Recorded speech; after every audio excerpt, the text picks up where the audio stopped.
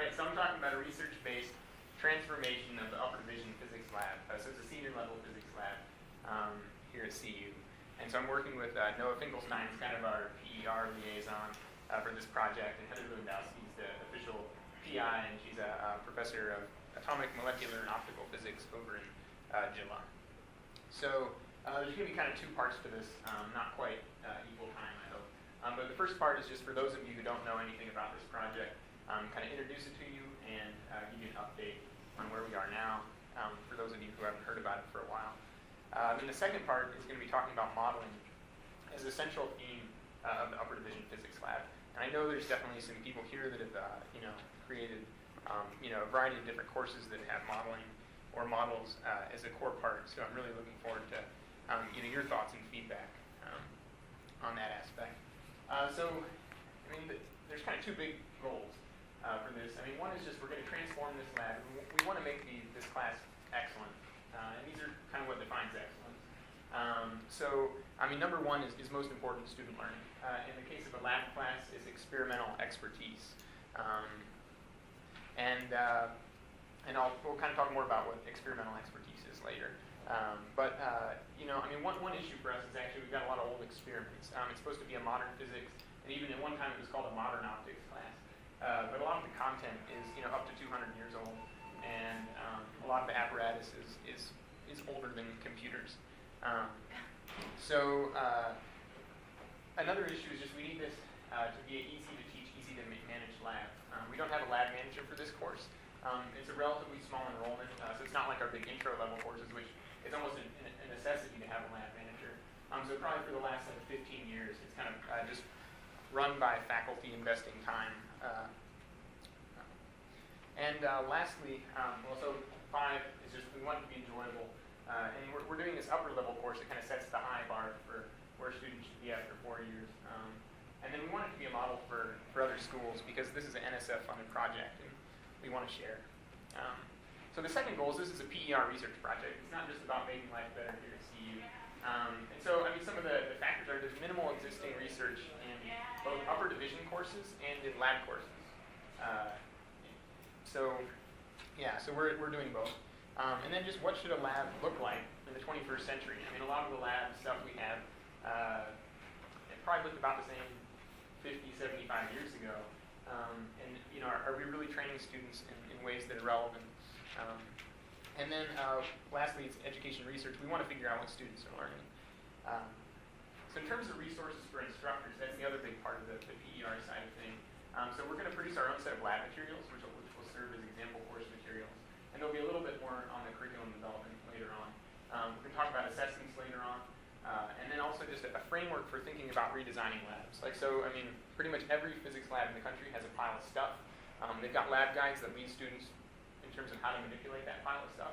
But what are you really trying to get out of the lab, and how does the guide and just the whole lab experience shape and relate to your learning goals?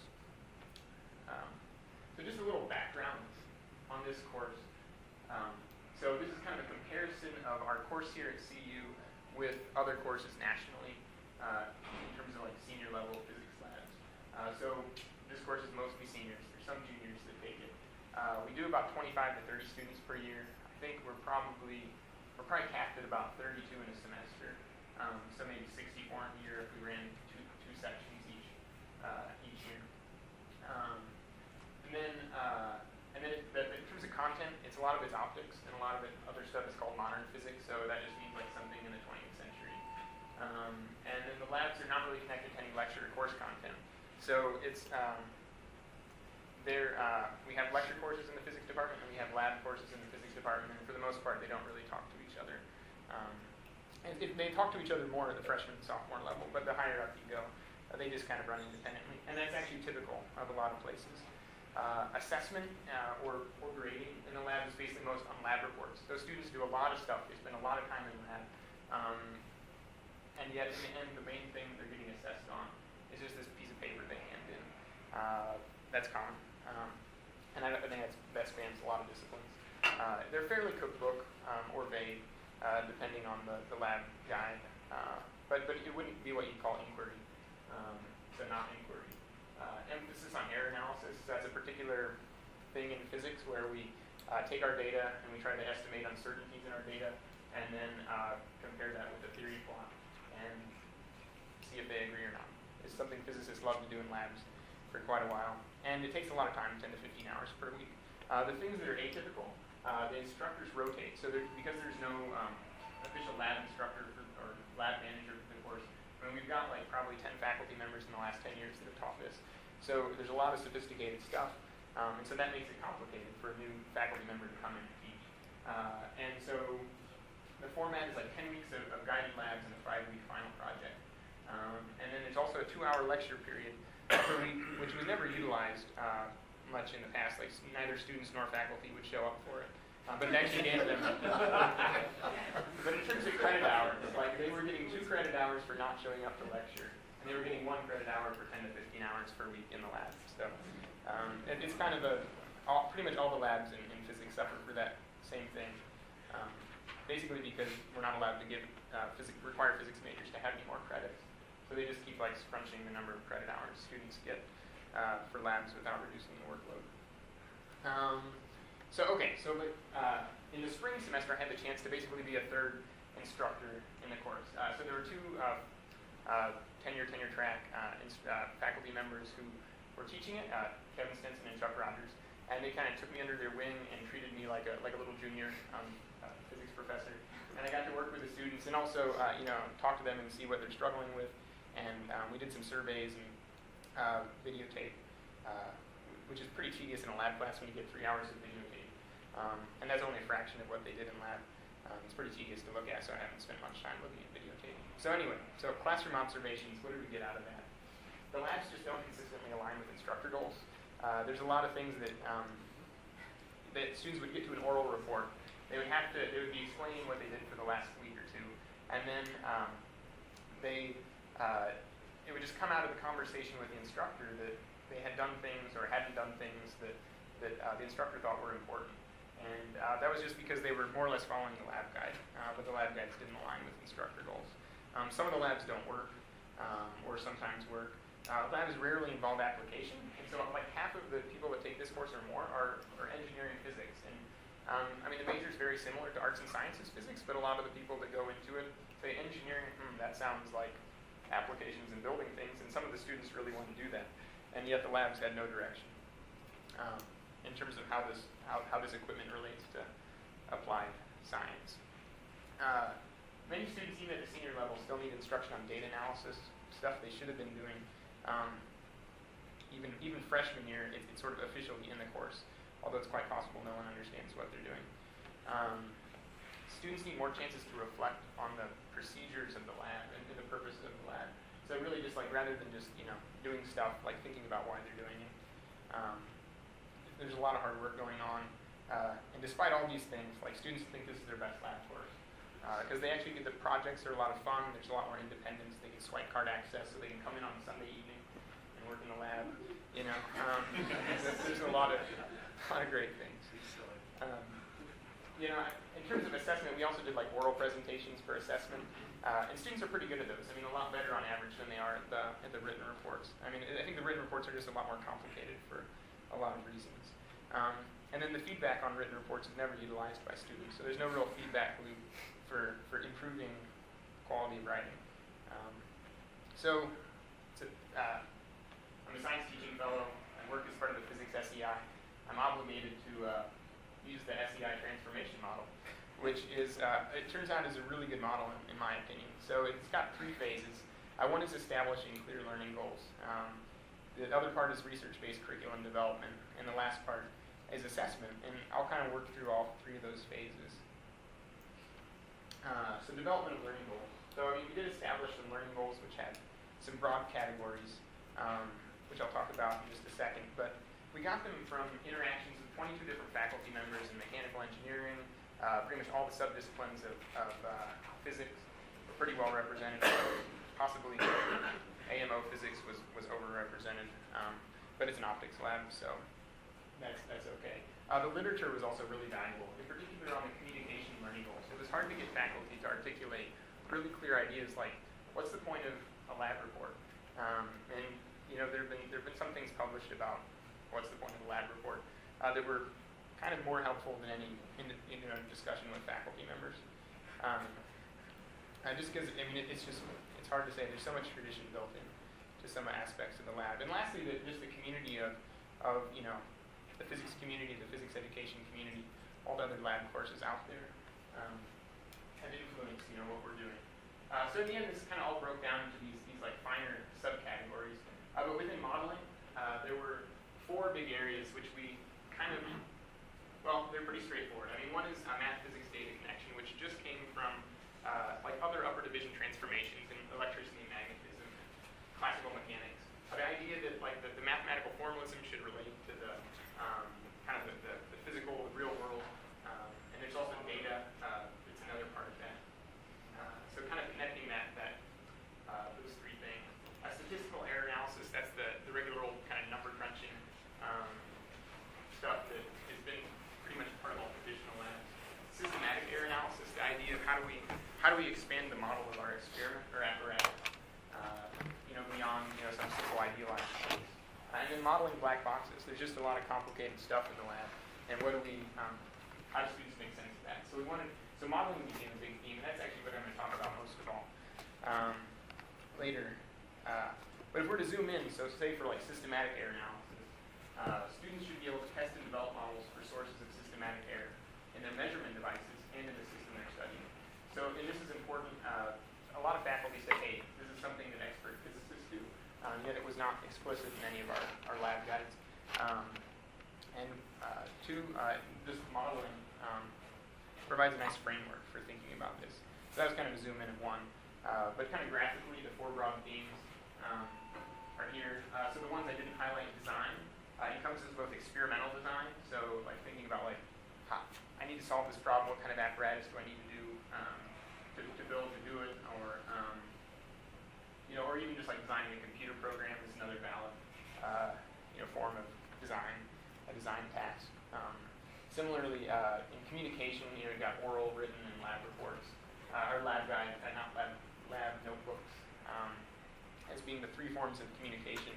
And we want it to be authentic in this case. So we want it to be like the authentic genres of physics. So rather than having an, kind of like a fake genre like the lab report, which is something that students kind of only do in a place like school. We want to try to come up with alternatives that are is more authentic. And then technical lab skills. There was no lab view, so that's a program to do measurement automation. There was no explicit instruction in data analysis, so we're going to use Mathematica. And we wanted to use like oscilloscopes and other basic test and measurement tools for... Can I interrupt? Yeah. Can you go back one? Yeah. So when you make that, when you make that learning goal, is there a resolution to that learning goal? I mean, can you imagine, what does it mean to be able to do that? Yeah, so I mean, that's been, it's because I'm just curious what level you're targeting, right? So, are you Richard Feynman? Yes. Yeah. No. Who is this person? Yeah, so, okay. So, like at this level, it's all a little bit vague. In terms of the modeling learning goals. But do you know what kinds of tools that they should, why don't you show that thing again? So when you say it should be able to test and develop models, what kind of, do you specify what kind of model they're developing? Is it a computer model? Is it a piece of equipment? Is it a conceptual model with arrows on it? Yeah, so I mean in the physics lab, most of the time it'll be a mathematical model. So I mean, in the end, I'll talk more about it later, but one of the key things is always taking data and comparing it with some sort of theory. That's kind of the loose language for it. So it's always going to be like a mathematical model, and the idea is to give students both the tools and the responsibility to potentially, like, given a model to refine it, or given a model to make predictions and then test it. So would it help if you said to develop a model using Mathematica or whatever to do this? Would that make it more useful or less useful? I think the section on modeling, like later in the talk, will kind of get into that in more detail. I mean, I guess what I would argue is that Mathematica is kind of like a computational representation of the model. Or whatever. A plot would be like a graphical representation of the model. An equation would be a symbolic mathematical representation of the model. And all those are pretty relevant in the lab class. I mean, we're probably not going to be stuck with representation. But I have an example towards the end. You would actually break that down into saying that you should be able to do all three of these, or multiple kinds explicitly.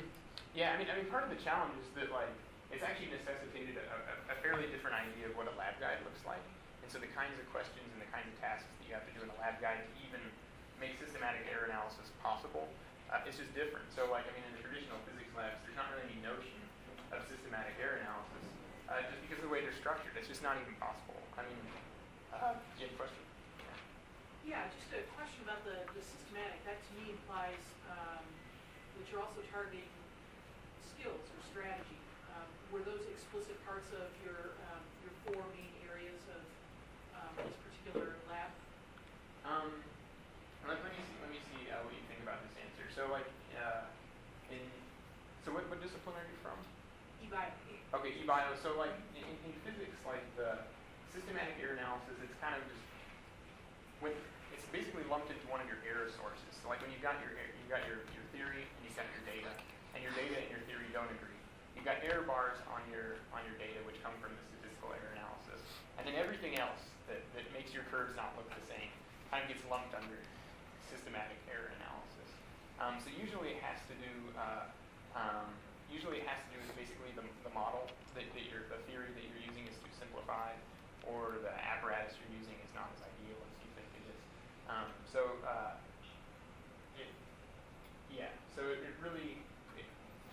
It's kind of been a cop-out traditionally in physics labs. The idea is that why don't your data and your theory agree? Well, it's systematic error, and then your goal is then to propose a couple of sources of systematic error. So you would say maybe the room light's wrong or something like that, and then that's end of story. I think your specific examples will really help. Okay. When you get into this, will really help both of these lines. Yeah. I mean, 'cause it's definitely some physics-specific terminology. I mean, does that help give a better picture of what this means? Possibly, but yes. Okay. Okay. Somewhat better.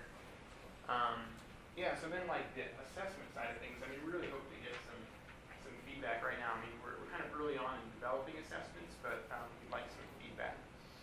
So one big area could broadly be called content and scientific reasoning.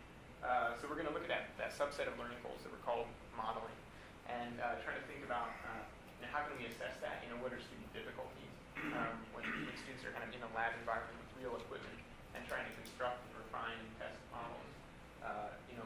What do they struggle with?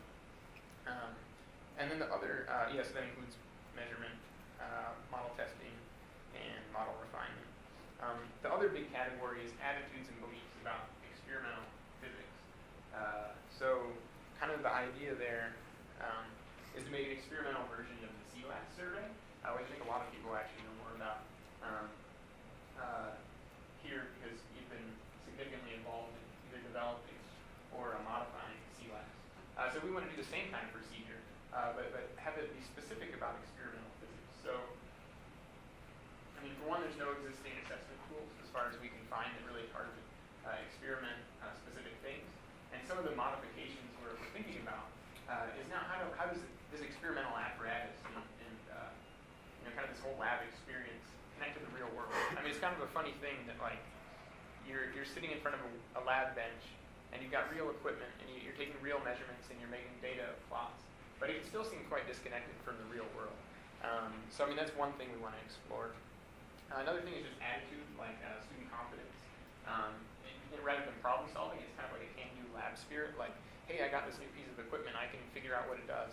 I can use it. And that's something that faculty comment on a lot in terms of boy, I wish students had this can-do lab spirit. And also just the nature of kind of some nature science stuff, but more geared to the experimental side of physics.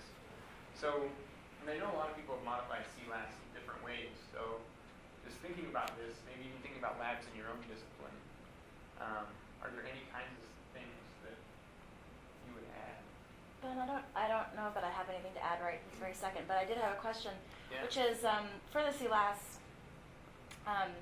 you're measuring the agreement with expert, and so it seems to me with an experimental system like this, looking at a new piece of equipment, that if people have never encountered it before, it seems like they're likely to be really novice about, maybe more novice than you'd even expect about other attitudes, because it's a piece of equipment. Is that something that does that bother you? Because I feel like, well, they could be really novice when they sit down to initially take the survey because they've never interacted with any of these components before. But of course they're going to be a little bit more comfortable with it after they've actually utilized those pieces of machinery.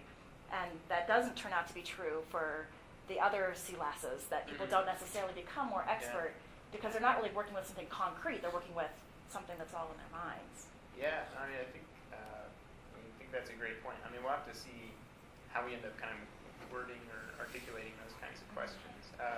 It definitely, seems like there is just a certain, almost like a scientific approach to like a new piece of equipment. Like, how do I go about, if I want to figure out what it does, I turn one knob at a time rather than two. It's kind of like troubleshooting skills almost, but you're trying to diagnose. Only amateurs turn one knob at a time. Well, fun that way. Yeah, it's true. That's actually a really good point. So, Danny. So, the question I have is, do you intend for this survey to be broadly applicable to experimental physics labs, like regardless of level, or is it specifically focused on upper division labs? Yeah, it's definitely supposed to be broad, like freshmen through the whole undergraduate curriculum. Yeah. That I actually had a context question as well, because when I just read your title, attitudes and beliefs about experimental physics as an educational experience, as a discipline I might want to go into, it seems like there's a lot of breadth there in that question, and to figure out what slices of it you're interested in would be helpful. Yeah. So, Heather, do you have any specific thoughts along? Okay. Yeah. We're still like in the development stage. But I think, I'll weigh in, and I think that, yes, it's got to be applicable for the specifics in the labs that Heather and Ben are leading in the transformation on, and that's got to be important. That said, it can be a tool, at least as a starting point, for a broader class of looking at this, and we'll be able to, even if it isn't targeted, and identify the specific variation between, say, physics major and anybody interested in experimentation. It'll be a start. And if it doesn't show signal or differentiation in those arenas, then it's a place that we can sort of build off and work from.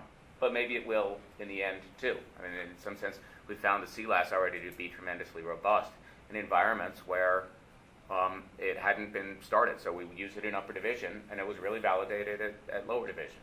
So that's one, approach. I think it'll tell us something, too. I'd be really curious, actually, to see whether it separated your physics majors from your non-physics majors. So, for example, I'm a biologist, not a physicist. I bet if I took that, I would score really badly on it because I'm actually not good at taking a new piece of equipment and figuring out how to use it. Maybe I'm better than a freshman, hopefully. But I wonder whether you are going to be kind of pulling out the people who already feel really comfortable with this kind of approach, and they will be your physics majors, or not. It might not be true. I think it could be a really interesting tool for that. Yeah, I think it's definitely true that one of the main motives behind this survey is just I think there's a gut instinct a lot of physics instructors have that somehow this hands-on lab experience is really kind of inspirational or motivating, or it's really doing something in terms of student attitudes. Like, they might say that's the single most important reason for doing a physics lab rather than like skill building or something. So basically just having a tool where we can test that. Yeah. So I assume in your modified CLAS, you're similar to the other CLAS, you're going to be looking at expert language versus novice-like views. That's kind of the construct you'll be using for it. Yeah. So we plan on passing into some faculty members later this semester. So I'd sort of be interested to see if you had students or faculty self-identify as theorists or experimentalists. If you're a senior, you probably already have the inclination, what your beliefs are, if you have a can-do lab spirit, things like that.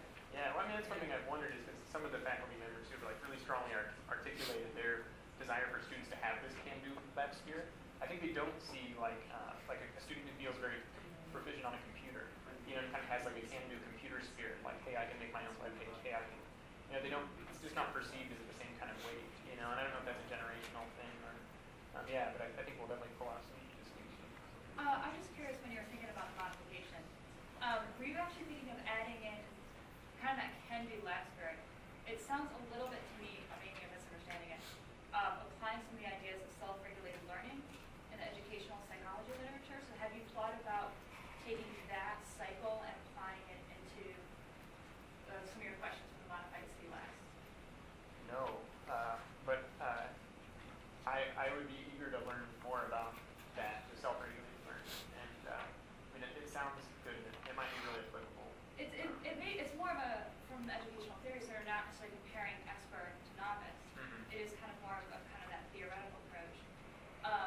We've been applying it a little bit into geology, and we've been finding it actually very useful when we're dealing with a very heterogeneous sample of students in the lab setting. Mm-hmm. So I was just curious if you guys were thinking of taking that. Yeah, so we haven't, but now we are. So,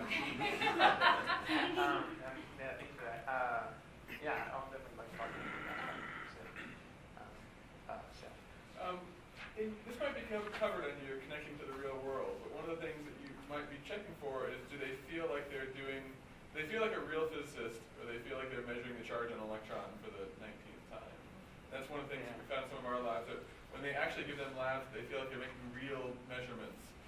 Their attitude goes up significantly when we have them dropping a steel ball and measuring acceleration and determining gravity. So that kind of fits into the connecting to the real world, but something to measure about how they feel about the experiments they're doing. Yeah, and I think that's definitely on our mind, like those kinds of. What's the difference between you physicists basically just reconfirm everything? Is that all we do? Because I mean, well, or is it really exploration? Right, because a lot of our quick labs are just reconfirming every constant. We are trying to get away from confirming. That's true in all, well, I can't say for all disciplines, but it certainly has been true in biology as well, with that there's a lot of confirmatory experimentation, and students always say, this is so boring. Like, I want to feel like this is real, like I'm actually contributing something real to the world, not just doing something that we already know the answer to. So it's definitely a thing that I think could be connected to multiple disciplines. Does that suggest then that something, say, related to problem-based learning, something that's not just follow this procedure, would help students to get to that? It sounds like you do that a little bit in this lab, and then you've got the 10 weeks kind of up front, and then the 5 weeks that's sort of more a bigger picture kind of project. And I don't know what that project is like for those students, but maybe that would begin to get at some of that. Yeah, I mean, actually, what we're hoping in the revision and the revised course is to make that 10 weeks of guided labs is really like building students up in proficiency. So when they get 5 weeks of freedom, they have something constructive to do. Because right now it's a pretty big disconnect. Like in the spring semester when this course was taught, like some students felt like kind of totally helpless. Like where in the world do I start to like do an independent project for 5 weeks? So yeah. So one thing we've actually spent time-wise, we've spent a considerable amount of time on, and I suppose money-wise, some money too, has just been kind of like an extreme lab makeover, you could say. So move that bus. Oh, wow. All right, so there we have it. So basically went from kind of a non-standard, non-commercial, non-professional lab setting. This is a 1D rail, which is useful for like 1D optics experiments, but it's just not as flexible. So we went to like a pretty standard optics workstation, which is very similar to what you might see in an optics lab over in Gilla. And now we have 10 such workstations for students to work at. That's the bottom picture, is kind of the room of all 10 of them. I mean, the main thing is, now we've got 10 identical setups that are equipped to do a variety of different experiments. And the basic idea is that 80% of the stuff you're going to be using in a week's lab is like the same week to week. And then we have some specialized pieces that get pulled in and out that really make an experiment possible. And we've opened up the space. Like you see, there's movable partitions in between each of these like sets of 2 workstations. And so it used to be there were basically 5 rooms. Like all last semester, like it was kind of like dim lighting with like partitions all shut and like students working in the dark. And it was kind of gloomy and depressing. But I mean, the reality is, if we design the optics experiments in a way that you can design them so that it doesn't matter if the room lights are on. And I'm hoping it'll just make a more collaborative workspace, and also just easier for faculty to get around and see what students are doing. And then basically, we focused, although there are a whole other set of experiments, we can basically impact every student in the course by doing a revised optics lab, because we have 10 setups to do it in parallel. So So also I mentioned that there were these 2 hours of lecture per week. This was a room kind of in the whole lab space. It was like offices that had been unoccupied for 15 years, and just like, I don't know, piles of other stuff. To move that bus, and that's what it looks like right now. We're going to get like a ceiling-mounted projector, and a couple other things. There's some whiteboards in there, so it's actually just like a nice workspace for students. And what we want to do in there is basically like do group work on LabVIEW and Mathematica things. So think like tutorials. I mean, they're not going to be quite as pedagogically sophisticated, and hopefully they won't take years to produce. But the idea is just to kind of have students working in groups, learning LabVIEW and Mathematica skills. And the reality was like this lecture part, one reason it wasn't utilized is because it was in Munsinger. And it was across the street, and it was like back to back with the lab. So basically meant there were like 20 minutes at dead time, kind of getting everyone back and forth. Can I ask a question Yeah. on that? So I assume that that the class, there was one grade for the lecture in the lab, like it was actually an integrated class in terms of grading? It was Yeah. just separated into a lecture Yeah. component and a lab component? Yeah. Uh-huh. Okay. Yeah, and it was kind of historical, like back in the day, there was an instructor who really taught this like every semester, and that instructor really did have like a, twice a week optics lecture that would be explaining a lot of the optics content that the students would be doing. So you're kind of dispensing with, what you're saying is you don't really think you need the lecture time. You're going to integrate information content delivery with the lab? Yeah, well, but so you we're still have actually, a separate space for it. yeah, so we're gonna, so now this space is actually like, 20 feet from where the optics bays are. So in that sense, the lecture's been integrated space-wise. Mhm. We're still keeping the time slot. So, so we don't have to like cut into to the lab time, but now we're actually going to do things that directly relate to what they're doing. But now the faculty is going to show up for the lecture. Yeah. Well. Yeah. That's the plan. No, I'm just curious whether Yeah. they're going to be a physical lecture or. Yeah, the idea is not to, place an additional burden in terms of lecturing on faculty. I mean, the idea is that these tutorials in Mathematica and LabVIEW will kind of run themselves. Like we've got some screencasts that are being put together, and pulling other people's screencasts and making kind of self-guided activity things that students work on in groups. So hopefully, I think the biggest barrier in terms of faculty buy-in with this is making sure that they're comfortable with Mathematica and LabVIEW, and that they don't feel like equal novice to the student kind of going into the class. I think it's a little bit intimidating, if you've never used it. So I'm going to shift gears into the modeling part as a central theme for this upper division of the physics lab. So I really like this quote. This is a quote from Willis Lamb, who got the 1955 Nobel Prize for the Lamb shift. So this is reminiscing to his time as an undergrad at Berkeley. In 1930, I wondered how Newton's laws of motion could give such a good description of phenomena studied in the undergraduate laboratory, which was an integral part of Physics 1A.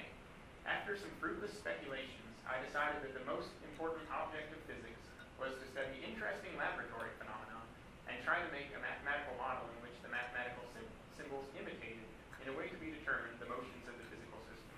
I regarded this as a game to be taken seriously only if it worked. So this was, he did some good theory and experiment as a physicist, and this was kind of just a traditional physicist from a few generations ago take on what does it mean to do physics kind of. So then in the 1980s, David Hestenes, really started thinking seriously also about how to change physics education, and he also valued models. And so this is what he said about this model-based instruction strategy that he came up with. For the most part, the modeling theory should appear obvious to physicists, since it's supposed to provide an explicit formulation of things they know very well. That does not mean that the theory is trivial or unnecessary. Much of the knowledge that it explicates is so basic and well-known to physicists that they take it for granted and fail to realize that it should be taught to students. So basically what he's saying is that this whole model-based instructional strategy, it's what expert physicists do, but they have a hard time articulating it and putting it into the classroom. I just wanted to actually define some terms. So in terms of how I use model in this talk, just a conceptual representation of a real system. And the three common traits are a simplified version of the object and interaction, has predictive power, and it has a limited range of applicability. power and limited range of applicability are going to come back up over and over again. And then modeling is just the building, testing, and revising of these models.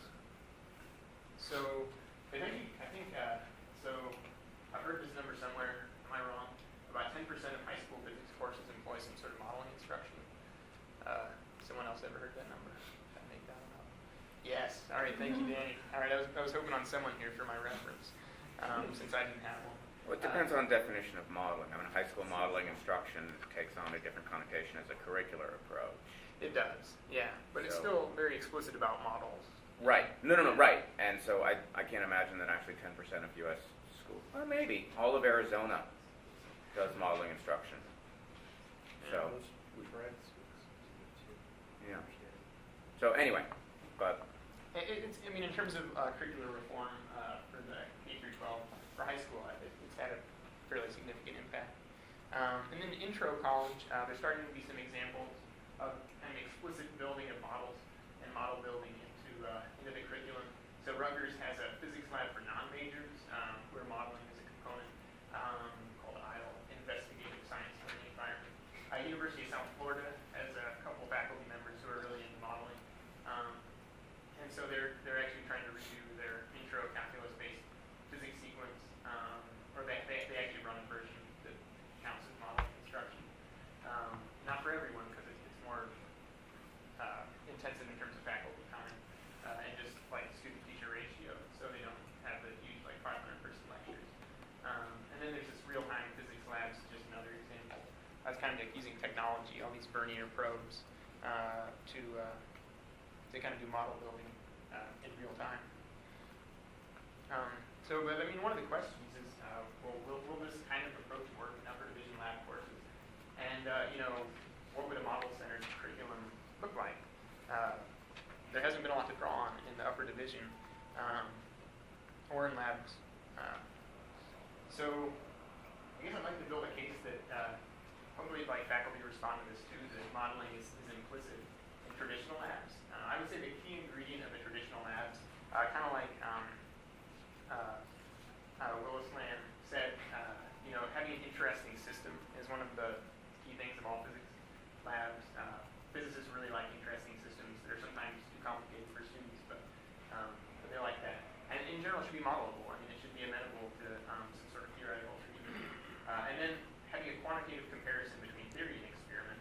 And I would say, like, pretty much every traditional physics lab, almost like probably introductory through senior year, has required one of these two books on like error analysis, and it's just part of the culture of our field almost. And so, and the whole idea is that comparison of theory and experiment. The main problem with this is that students only play a small part of this modeling game, which is kind of the testing of the models, and they're not really responsible for building and refining the models. So you don't need to really like appreciate that graphic in too much detail, other than to say what David Hessebees was thinking about modeling instruction. He came out with this like process that students would kind of be led through in the process of building and testing and refining models. So it was both being explicit teaching about models, but kind of an explicit process for guiding students. And here's where things get really interesting. So we made our own flowchart thing too, and it's even harder to read. And so just so I didn't win like worst PowerPoint graphic of the year for DBER, I have a printed out version of it. we should have awards like that, Mike. Yeah. He's been officially quoted as the top three. Not to worry. There's still hope. When does it cut off? The holiday party, I think. Okay. Always win this award. Okay. Yeah, so I'm going to have some zoom into this as those are being passed around. But as I'm kind of like talking about the different aspects of this kind of modeling cycle, for one, just does it make sense? Like when you look at this, when you look at this flowchart, when you look at the things I talk about, does it make sense to you, or is it just utterly confusing and hopeless? Because this is actually the first time I've presented this in public. So Where do you start? And I could get some, some good feedback. And then two, how does this capture what real physics is? And then is this kind of thinking about modeling similar to other disciplines, or is it really physics specific? So the first part, if you briefly turn your attention to the projector, so these two little gray boxes in the flowchart kind of represent the real world. The real world is divided into two parts. There's the real world physical system, this interesting physical system that you're doing some work on, and then there's the measurement probes. Those are also real. They're made of matter. So that's really all I wanted to say about it. And then the rest of it is all part of the model building process. So when we think about a model, like if we just look at, say, the top half of that diagram, there's a green box which says physical model of system. So that's kind of this interesting system that you're trying to study. And it's a model. Models have representations. So as we were talking about before, there's a mathematical representation of your model, some equations. Graphical could be like a plot. Diagrammatic could be like a diagram. So there's all this representation, but how do you get this model? Well, the way we're kind of picturing it in terms of like physics labs anyway, is there's two key components. One is there's principles, which are, I think, blue in your plots. And at the very top, there's these fundamental acontextual principles. So the idea acontextual just means they kind of apply generally, like not anywhere in particular. So think Maxwell's equations, if you've had physics. Supposedly it describes all of electricity and magnetism. There's some it has basic quantities like electric and magnetic fields, and there's fundamental constants like speed of light and permittivity. Those are the things that go into this like most general theory. A lot of times it's convenient or necessary even to make an approximate form of those equations, and so there's some parameters that say, you have to make sure you're at some small angle approximation for this to be valid, or you have to be a long ways away for it to be valid. So you have an approximation, but it's still not really relevant to any specific context. So that's the blue. And so think like yellow and blue make green. So the yellow is context. So that's the specific system you've got. So you've got like if it's light, if we're doing an optics lab, Maxwell's equations, the context they're applied to is light waves. And possibly light waves passing through vacuum, or maybe light waves passing through glass. Or so that would provide the context. And then you put those together and get your physical model. So any questions about that part of the loop?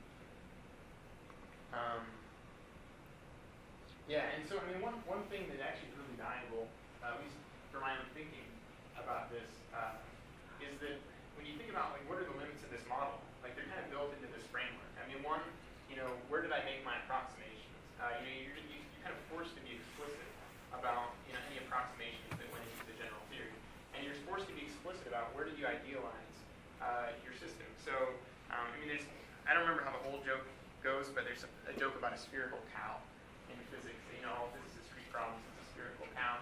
So that would count as the cow being treated as a sphere. That would be an idealization, because it's the context. It's what you're trying to describe with some general principle.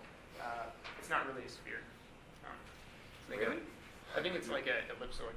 A series of ellipsoids. So then the bottom half of that diagram is kind of like almost a mirror image. So it's basically saying that we need a model of our measurement probes too.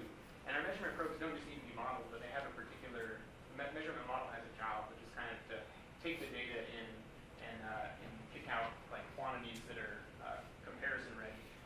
So like a lot of probes output voltage. So you got to convert that voltage into some quantity that has more physical meaning. And that's all built into this measurement model. And the whole idea of the image, or this graphic being symmetric kind of top and bottom, is that it's just as relevant to think about the model of the bottom part of the measurement probes as it is the physical system, although it gets a lot less credit. So I have this clip that it's often neglected but faculty requested. This is where like when faculty say, we really dislike black boxes in our physics lab. What they're getting at is like they don't like the idea that students have this measurement device that's important to do the lab, and they have no idea how it works. They don't know what the ins, what the outs are. They don't know what's happening in between. And so being explicit about this measurement model is kind of addressing that faculty request from Learning Goals. Just another like common phrase just to kind of relate this to other things. When people talk about calibrating, like calibrating your measurement, essentially what you're doing is you're refining your measurement model. You're taking, you're saying that my measurement model was somewhat inaccurate. I need to take these new set of measurements and make a better model. And lastly, I mean, the measurement model is really what you need to convince colleagues that your results are valid. Because essentially it's like saying I really understand my probes. When I claim I'm measuring force, I really am. And then I guess one of the key part of the traditional physics lab is this collision of data and theory, where the physical kind of a theory prediction, which is the top half, and your data kind of get plotted together or something. And yeah. So I'm trying to see where the student fits in here, because they're not in the real world part, unless they're measuring. Yeah. So are they really in this comparison and matching representations? If you have a student on here and draw a bunch of arrows. Yeah, so faculty okay. member So, also. I bet the students should do all the arrows. Oh, sorry, go ahead. yeah, okay. I mean, basically, yeah. So I know saying the student kind of does the arrows, like follows the arrows. Not, around.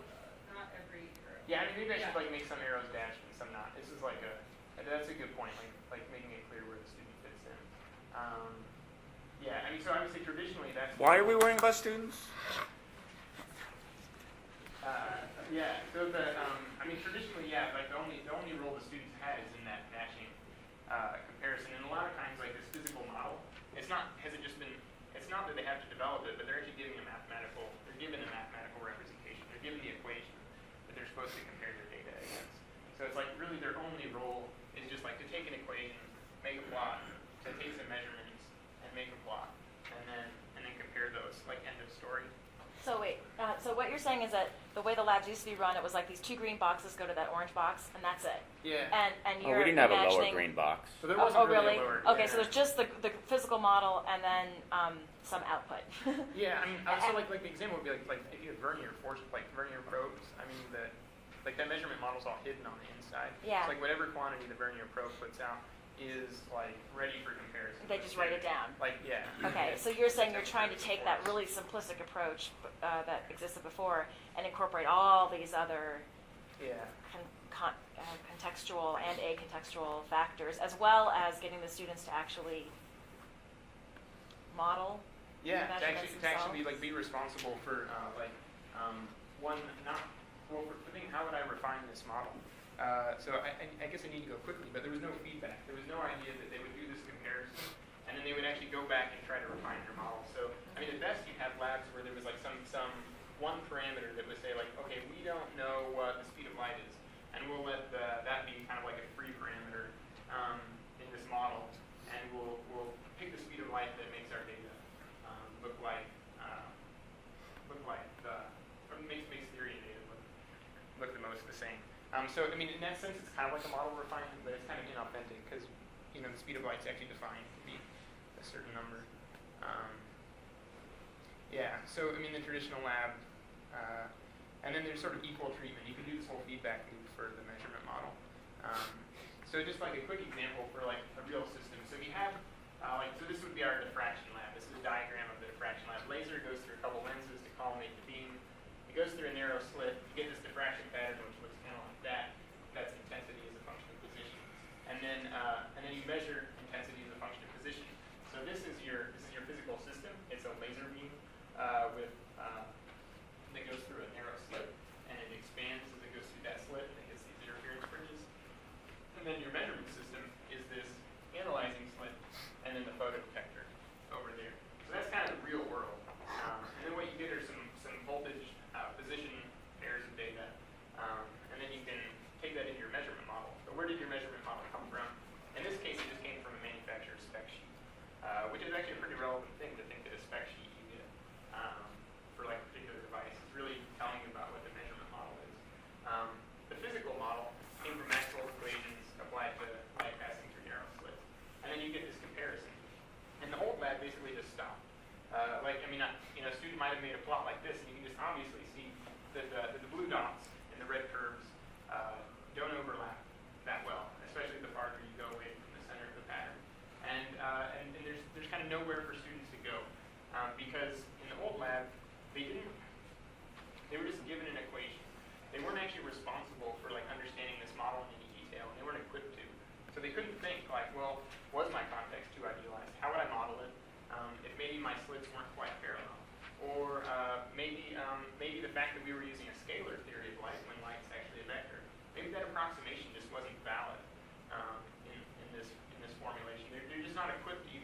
be able to model that in existing labs. So that's kind of like how you can kind of start to close the feedback loop and think about like a modeling cycle. So this is kind of one of the implications, I think, is that you can't just have a theory equation. You need students to have models with predictive power where they can think a little more generally about their system, and they need to understand the limits of that model. Lecture lab synergy. The idea is that there's been kind of a tradition that the lab is to reinforce what you learned in lecture, but in fact I think the lecture might provide the most valuable background material for doing the lab. There's equal treatment of both the measurement system and the interesting physical system, and things like systematic error are just not like an add-on or tack on to the end of the lab, but are really essential to this whole integrated process. So we had an old lab, so I just thought I'd just give you one quick example of an old lab.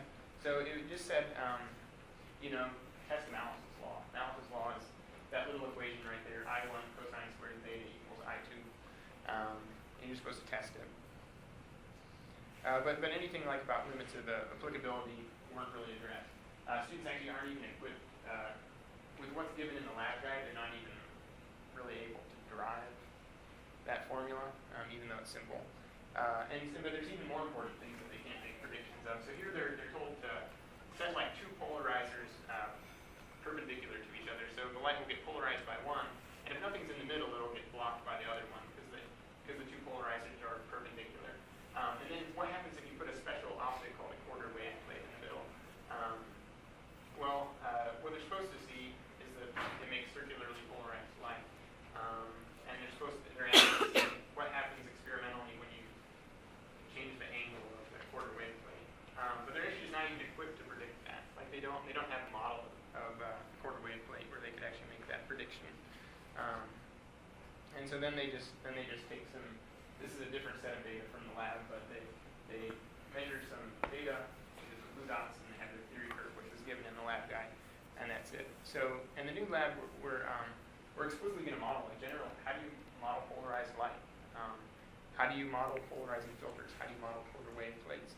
So they have predictive power, and then also really get at the limits of validity of the system, and then also creating extensions into a 5-week project. Before projects were always kind of a struggle, but just have like natural extensions in the lab. So one would be like creating and detecting phase and amplitude modulated light with liquid crystals, polarizers, and wave plates. You could do some really cool measurement stuff with almost the exact same apparatus, but it would just take more time in the addition of a liquid crystal that can be modulated. So those are the kinds of things. Just lastly, like a timeline for where we're going. This semester we've got to finish the model-based optics labs.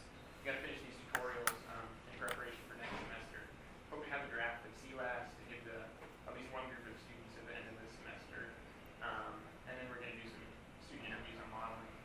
And then next semester, I get to be a co-instructor with 2 professors again, and we're going to assess how this model-based optics lab, how they're working. Some pre-post stuff with the CLAS, and actually modify some more labs or create additional labs. So that's basically it. So we have more questions before we all go. So. Are these all physics majors who are in this class? Yeah, physics and engineering physics. There might be one once every couple of years. There's like one person who's not. Occasionally we get grad students. Yeah, there's also physics grad students. Yeah. So, no. Well, simple question, and then maybe a hard question that we'll follow up with later. This is great. I love it, Ben. I think opening this up, and just to show on this diagram, this is what we used to do, and to show like one direct arrow from the green box to the rest to say unpacking this. Both to create a model of modeling in a lab is very valuable. So I think that's great. I think one thing that might be some low-hanging fruit related to CLAS, but distinct, would be to evaluate how students respond to this environment. I think that this idea of engagement, and does this help students really understand how engaging as many experimentalists in here say this is why they got into science, was they love turning two knobs at once or whatever it happened to be, and that's what turns you on. I think measuring some of that, I think returning this to the lab may really show up, and it might be slightly more nuanced, but not terribly more nuanced than the FCQs. So we might want to look at that too, and just say how is it that what do you think happened here in the lab, and how did you value that? I think we can get some really interesting data. So I guess maybe that was a comment more than a question. Yeah. But, yeah. It'd be a little hard to do comparison, but I suppose we can look at previous, like other courses, like our junior lab and see how attitudes compare. right. I mean, I don't know how specific it would be, but could you give a version to freshmen and then senior majors who then works like in an actual research lab with an advisor and everything? That'd be something that was But you'd expect them to be way more sophisticated. I mean, that, right? I mean, or all seniors. I mean, and you could say, yes, working in a research lab improves your... Yeah, we could look at the difference in experimental CLAS with students who have done research experience. You could even engage with types of research experience and be really intensive people with senior projects that really high scores. Yeah. Yeah, just to follow up on that, I mean, part of it, and yes, in some sense, Jenny, that you expect them to be more sophisticated, but other times, I mean, our labs, sort of split the difference between being really inspiring and engaging and turn into one thing that turned people on to being a scientist. And the other experience, which is, this is like the mind-numbing conformational labs that drive us bonkers, and the students spend forever and ever, and they finally get the data to match the expected plot, and they're like, thank God I'm done, I'm getting out of here, I hate this, right? And that's what we want to avoid. And I consider this sort of a wholesale shift to really emphasize the former experience for students, and if we can document it, that'd be tremendous. I guess I was just thinking in terms of using an attitude measurement type of system. When you look at freshmen and you look at seniors, it's not that they're getting more sophisticated, it's that you've gotten rid of the ones who weren't sophisticated sometimes with the higher CLAS scores. And so I just want to make sure you're comparing apples to apples. Like I think if you really want to see whether an experimentally based lab improves people's attitudes about experimentally based physics, then you need to be comparing the same groups of students who either have or have not taken experimentally based labs, rather than comparing them to freshmen who undoubtedly will have a different view of things, is my guess. Yeah. Why not also look at how this particular cohort develops their attitudes about physics and experimentation and model-based simulations over the semester? So I taught what seems like a very similar course, but for biologists who are even more reluctant to use mathematics and to feedback into their model worlds into their real world and assess it. And one of the things I had them do was just write a very short, ungraded reflection every week. An insight about something that they had learned, a new application, and really I think they kind of took on a life of their own after a while, where students use them to reflect not only on the modeling process, but their own internal thinking about how the process was changing the way they thought about doing science. Yeah, so do you think like the evidence you got from that was like compelling enough to like show like progress in some meaningful? Yes. Unqualified yes.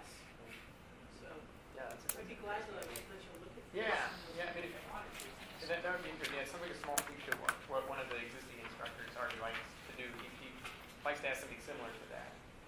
So I think if we just had like a small tweak or a better way to phrase it, that would kind of evoke Right, that so kind of response. I call them insights, call them what you want, but the other function is that it helps students when they're really struggling with, one of the things that they're going to struggle with, I suspect, is what am I learning here? Why are we doing this? What's going on? I mean,